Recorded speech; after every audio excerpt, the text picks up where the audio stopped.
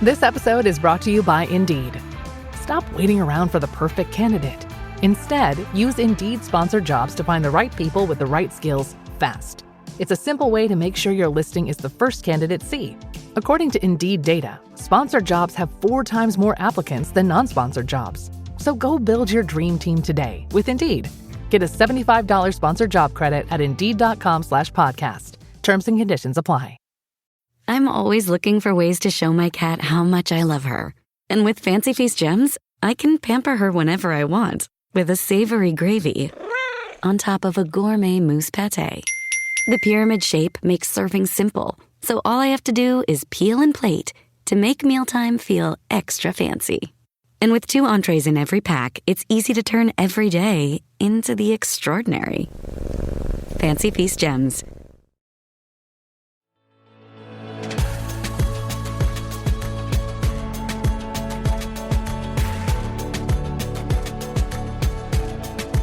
I am Nicole Khalil, and you're listening to the This Is Woman's Work podcast, where together we're redefining what it means, what it looks and feels like to be doing woman's work in the world today.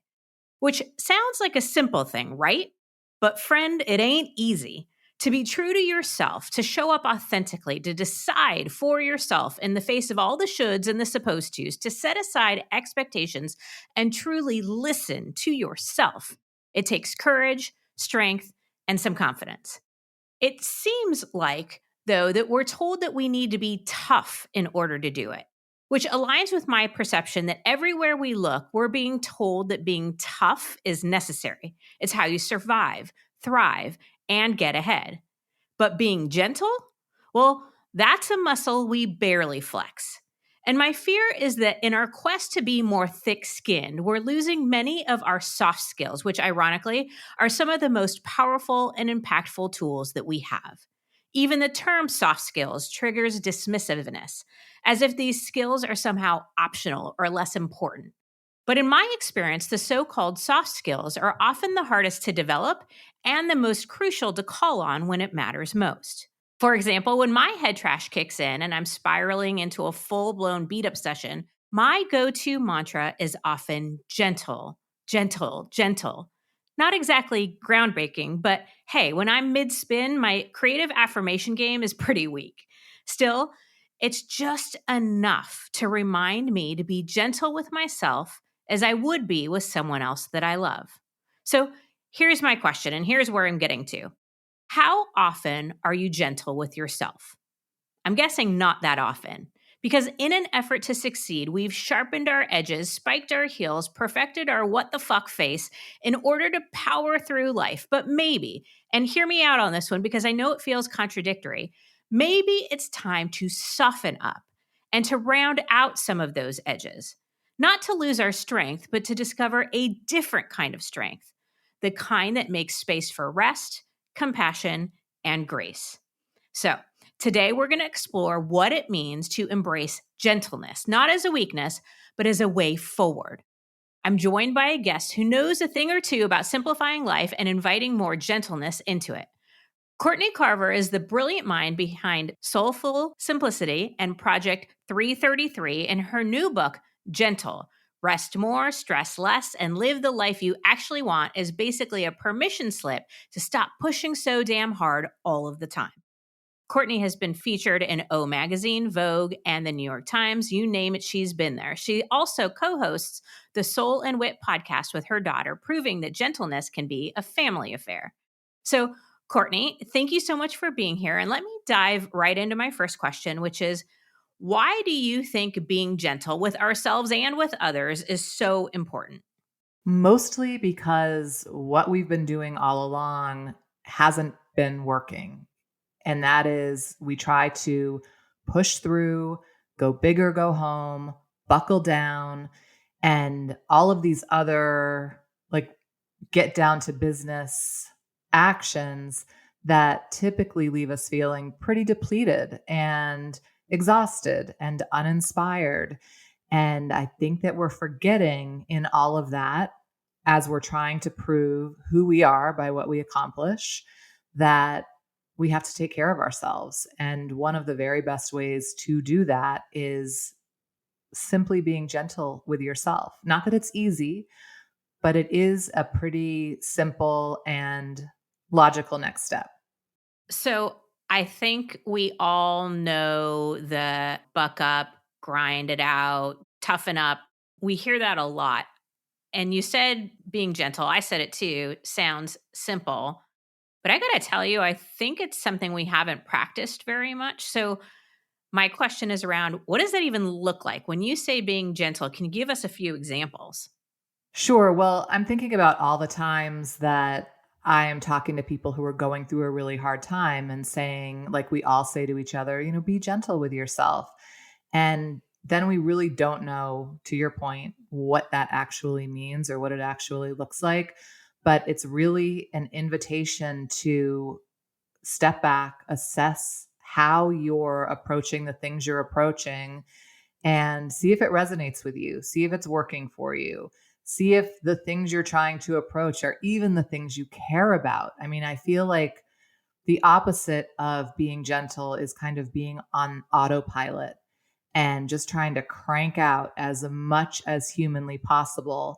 Over the years, we've built all of these new tools and productivity avenues and ways to do more faster. We could say, oh, great, now we have all of this support. We can get our work done and have more time and energy for other things. But instead, we just keep doing more and more and more. And it's no wonder that burnout is in every conversation. So I think that the way to do this, and I detail this in the book in Gentle, is to take kind of a 3-season approach. And yes, you can be gentle on the spot and take a few deep breaths, something like that. But I think this needs to be more of a holistic shift where we're changing how we connect with ourselves. And I think the answer is number 1, rest, number 2, less, and then number 3, rise. And this is just a really practical approach that we often save rest until we've earned it, until we deserve it, until we have time for it. And that means we never get it, or at least we don't get an appropriate amount. So prioritizing rest is crucial because then you can start to really hear yourself. And when you're asking questions like, is this what I want? You're not so busy that you can't hear and connect. And then the next season of Gentle is, I call it less, and it's about simplifying your life and really getting rid of the things that are standing between you and how you want to feel, what you want to do, who you want to spend time with. And then last is rise. And this isn't a, one time I'm going to rest and then get rid of a bunch of stuff and then I'm going to rise up and rise and rise and rise. It's a cycle of seasons that we go through. And I think kind of knowing where we are and where we want to be guides us to which season we're in. Okay. I love the 3 seasons and I love that breakdown and the reminder that it is cyclical. It's not a one and done type thing, just like seasons are. You mentioned the opposite of gentle was being on autopilot. I appreciate that you said that. I was trying to really think about what is the opposite. And it was like tough, strong, pushing your way through type thing. But you're right. It's not so much making things or ourselves hard. It's defaulting. It's not doing anything on purpose at all. It's just more busyness, which sucks when you're in it. So I want to go back to rest. You talked through some things. What do you think is the biggest barrier for people at this season of rest? What typically gets in our way? Well, I know for me, I have been resisting rest since I was 5 years old and had like mandatory nap time. And I carried that with me into adulthood for a lot of reasons. I mean, one is that it's this kind of pressure to prove yourself by getting more done. And as women, we have to push harder. There's just no way around that in terms of if we're trying to achieve that similar type of success that we often leave really loosely defined. It's just about more, like getting more, climbing that ladder, more money, more stuff, more freedom, more whatever, but it never is really our own individual definition. So that certainly gets in the way. We're also taking care of many more things in our lives, typically, than just our work and our career and our passions. We also are taking care sometimes of kids, of other family members, of a house, of other people. And that expectation also gets in the way of resting. We forget that when we sacrifice rest, we don't get more productivity. We don't get more of anything. We just get tired. So I often say do it because we think it makes us better to do more things. The more things we check off of our to-do list, or the more accomplishments or awards or recognitions. But in my experience, doing more things doesn't make us better people. It just makes us tired people. And if we rest, we don't have to effort through as much when we come back to the work, to the rising. It's less effort because we are rested, because we've taken care of ourselves, and because we've gotten off that autopilot and we understand why we're after what we're after. Okay. And then the less part, I think a lot of what you just said applies to that too. This idea, this belief that we're supposed to have unlimited capacity and we're always supposed to do more and more is better. What would be some good starting points to consider in this less category? What should we be taking off our plate? Everything. Everything you can. I started simplifying my life back in 2006 after being diagnosed with multiple sclerosis. And I wasn't out to simplify my life. All I wanted to do was reduce stress. I heard that less stress had better outcomes with MS and other autoimmune conditions.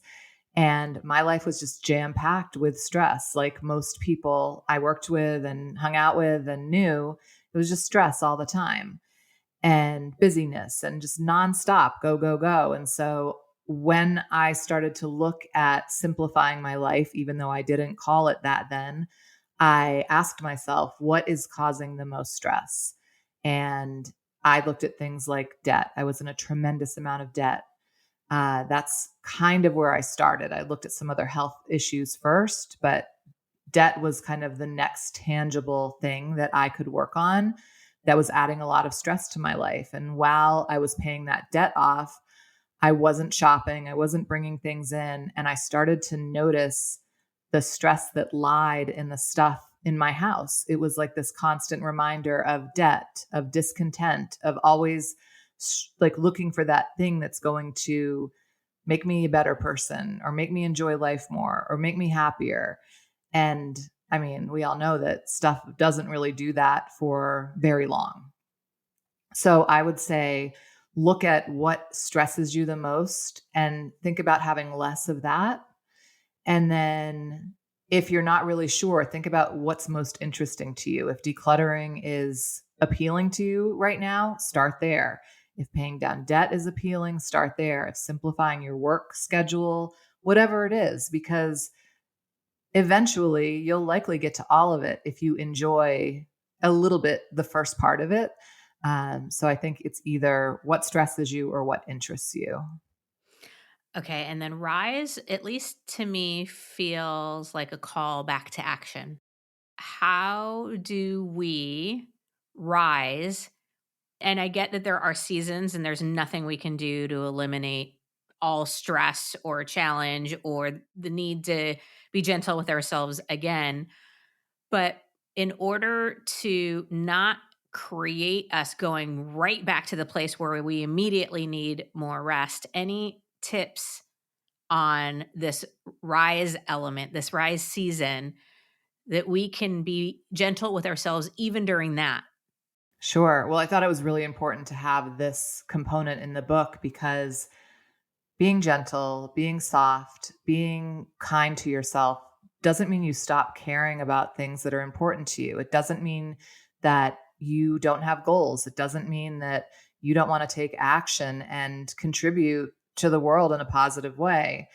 And knowing how things may have worked for you in the past during these kind of take action times, I think has you really reflecting on the rest and less portion. So you're really setting yourself up for this time to rise. And then when you're in that rise season, you may still be dipping into rest. You may be kinder to yourself along the way. You may be questioning your actions, like what is actually making a difference and what is just keeping you busy and keeping you like looking like you're proving to yourself or others that you're taking action.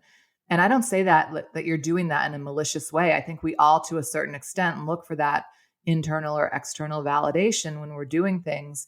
And that can be misguiding when it comes to the actions we are taking. And so it is about coming back to the gentle you time and time again as you're rising up and just checking in and giving yourself that space to do it. You know how we're supposed to drink a bazillion ounces of water every day? Cute idea, but between work, life, and trying to remember what day it is, hydration doesn't always make the cut, which is why I love Cure. Cure hydration packs make it simple. Plant-based electrolytes, no added sugar, just 25 calories, and it hydrates better than water alone. And you know I love me some efficiency.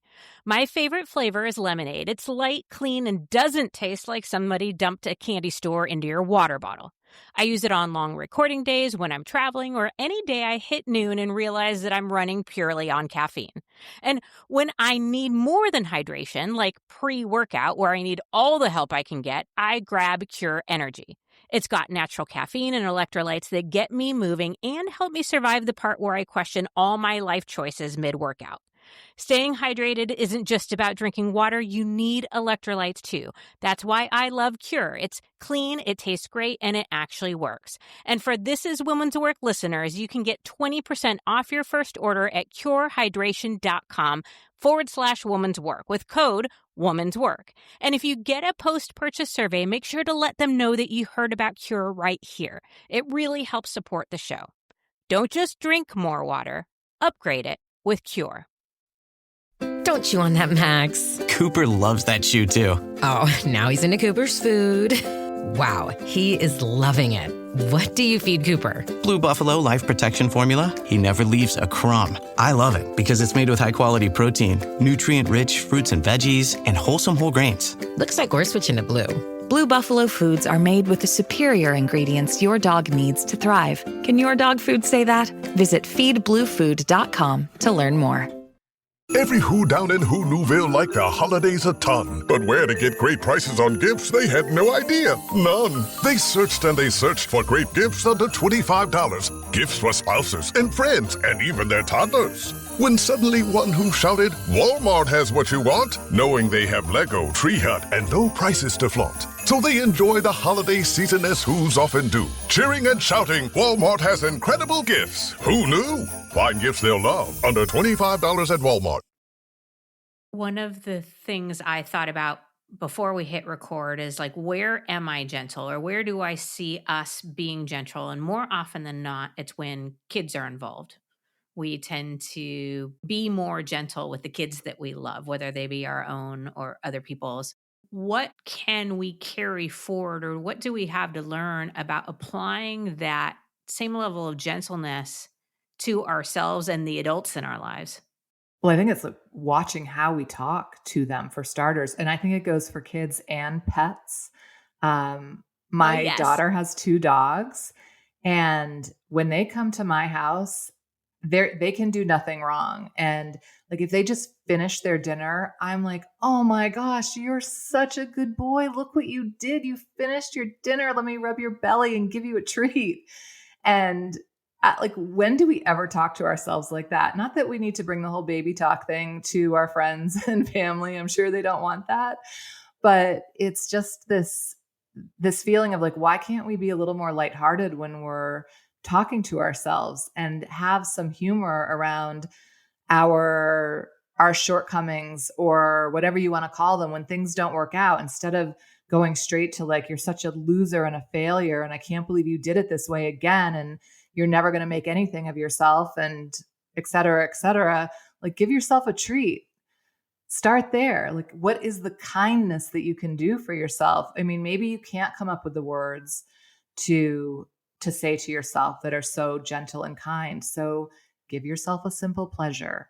Enjoy a coffee. Call someone who makes you smile. Like these little tiny things that, again, kind of like rest, we decide we're going to save them to enjoy when we deserve them. You just deserve them for being a human in this world. I mean, this shit is hard. Give yourself a treat. Yeah. I love the idea of like how we talk to our pets. I mean, just the way that we recognize and celebrate, and I'm just going to put in air quotes, good behavior, but it's the smallest things. And we don't do that for ourselves. We beat ourselves up even if we're near perfect, right? So just this sort of shift in the recognition, the celebration, the kindness. I love that. That actually helped me wrap my brain around this a little bit more because I know how I am with my child and with my dog, even more so. Right. And I can't even imagine what that would look like for me. Okay. In your book, you talk about tiny steps as the key. What does that mean? One of the things that we all have to consider as we're reconnecting with the gentle you, the gentle me, the gentle us, is changing the way we change. So whether it's a habit change or a change to our push through approach or whatever it's going to be to bring a little love and kindness into our lives, we really have to think about how we changed, try to change before, and how we might change now. And so before, I would like to suggest that we're always trying to make these big strides and accomplish these things not exactly overnight, but so it looks like overnight or it feels like overnight. We want fast results. But what happens is we get those fast results and then we're so burnt out from getting them that we slide back to wherever we were. And then we have to do the same thing again. And so that could happen when you're decluttering your house. It could happen when you're working on something in your job. It could happen when you're trying to bring a new habit into your life. And we just try to do too much. Every big change we make in our lives is really just a bunch of tiny steps. And I'm sure you could look at almost any change and break it down like that. But because we try to take it down all at once, it's harder for it to be sustainable. So if we take tiny steps, so figure out what the goal is that is really exciting to us, that is meaningful to us, that we want to do for very specific reasons that make sense to us, doesn't have to make sense to anyone else, then break that down into these tiny steps and then break those tiny steps into tinier steps because we never break them down tiny enough at first. And then give each one the time it takes instead of putting a deadline on it. Why invite more stress into this thing that you're trying to shift for potentially the rest of your life? I just remember making the same changes over and over and over again and never really getting it until I was too tired to do it any other way than one tiny step at a time and removing all the pressure. And one thing that helps me to do that, to remove the pressure of a change or of a transition in life or anything at all, is to frame it as a practice. And that goes for all of gentle, all of being gentle, all of navigating life. It's a practice. And that means that there's no perfection in this game. And you really can't win or lose with a practice. You're just learning and growing and noticing and enjoying. Okay, there were so many good things in that. So many things popped into my head. First, I love even just the verbiage of changing the way we change, because you're right. I think we try to muscle our way through everything and we think speed is the answer.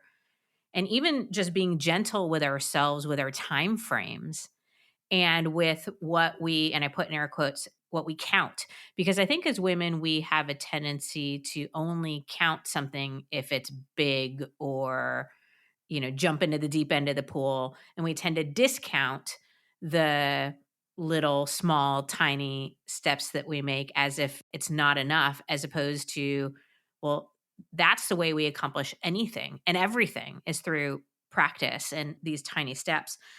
And I'm so tired of the 10 minutes to success courses and all of that stuff. I think what a great opportunity to practice being gentle with ourselves is to focus on the tiny and to give ourselves time and space to do it in.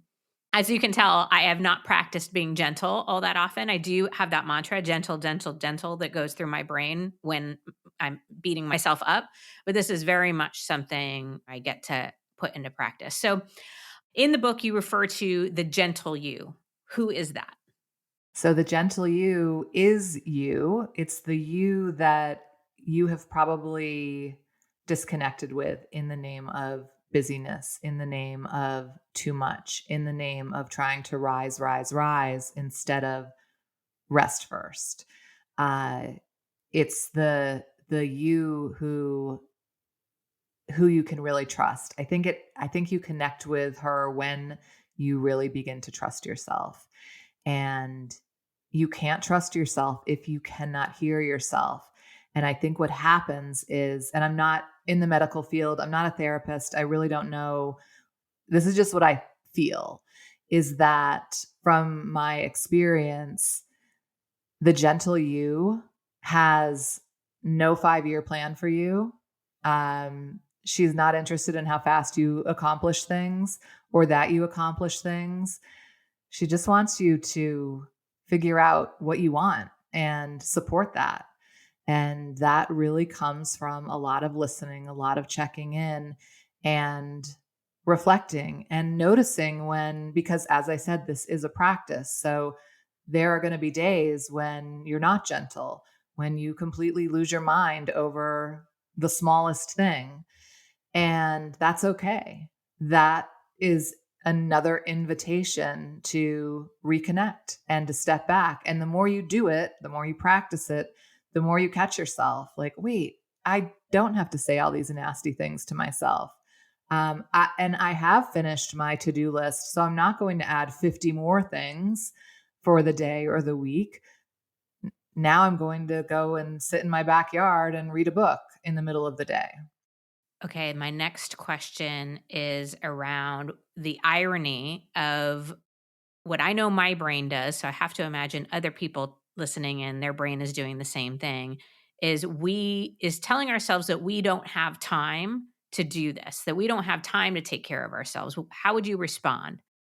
I'd say you're probably right that you don't have time. At least that was my experience when I first started trying to take care of myself. I was like, I don't have time to be sick. I don't have time to go to the doctor. I don't have time for any of this. And what I had to do is make some pretty big cuts in how I was spending my time. And perhaps it was a little easier because I knew I would just feel worse if I didn't, and potentially have, more progression within my MS. So I really had a pretty strong reason to do that. But I would say that formal diagnosis or not, we all have that reason. I mean, this is a short life that we're all dealing with. And not to say that if you keep up at your pace that you'll get sick, but you probably won't feel your best. You certainly won't be super clear on what you want and why you want it. So I think it's just a matter of figuring out where you can make those cuts, knowing that there are seasons in life where it's going to be more challenging. If you have little kids at home, it's going to be harder. If you are working full time and you get diagnosed with something scary like I did, that's going to be more challenging. And that's why the steps have to be so small. And so instead of, I don't have time for this, it's what do I have time for? Like, what is the smallest thing I could do? Could I lay down for 5 minutes? Could I put on a playlist for 10 minutes that relaxes me? I think that kind of that moment that you think, I need to take care of myself, when you think I don't have time to take care of myself, is the exact moment you have to take care of yourself. And again, it can be small. That's, I think, kind of the key, is that you don't have to change everything overnight.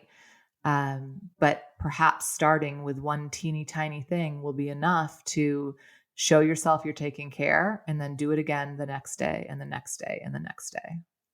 You gave a few examples in there, but my last question was going to be around what are some of those tiny steps that we can all take to invite more gentleness into our lives. I'm trying to even break down to the tiniest. So, like, drink 8 ounces more of water a day than I normally do. Or, like you said, 5 minutes. Go outside for 5 minutes and breathe fresh air. What are some other examples that have either worked for you or others in these tiny steps to practice gentleness? Well, one thing we can do, I mean, you mentioned the water. It just reminds me that we don't even often give ourselves what we need when we need it. And so when your child is thirsty, you give them something to drink. When you're thirsty, you might continue, like, when I finish this, then I'm going to get a drink of water. Stop and get some water. Like, do what you need to do, the tiniest things as you notice you need them. That is part of you responding to the gentle you. She's thirsty, give her something to drink. She's hungry, eat something. You want to go for a walk, go for a walk. Again, it doesn't have to be an hour walk. It could be 5 minutes. But I think kind of, especially, so often we want to look at, like, what are the changes we're going to make for the whole year? Or this, what are we going to do in our business this quarter? I understand we have to do some planning, and we have to, like, roll it back, come back. What about today? What about right now? What are the tiny things we can do today to make us feel a little less stressed, less pressured, and more connected to ourselves?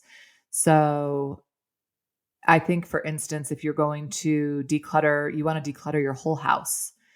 Start with a junk drawer, or start with a corner in the kitchen, not the whole kitchen, a corner of the kitchen. Because if you only have 5 minutes or 15 minutes, you're going to end up with an unfinished project, and that might make you feel even worse. Mm-hmm.